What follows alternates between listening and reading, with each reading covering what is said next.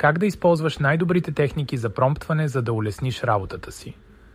Когато искаш обобщение на доклад, вместо "обобщи този документ", пробвай: "Дай ми кратко резюме на основните изводи от този доклад.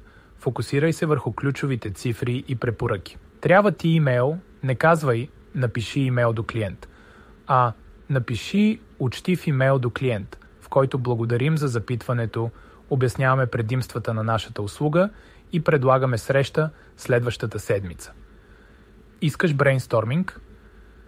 Вместо "дай ми идеи за кампания", кажи: "Генерирай 5 креативни идеи за маркетингова кампания за технологична компания, които използват социални медии и интерактивно съдържание." За анализ не "какво мислиш за тези данни", а "какви са основните тенденции в тези данни?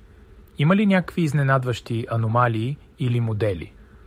Колкото по-ясно и конкретно формулираш въпроса, толкова по-добър отговор ще получиш. Опитай и ще видиш разликата.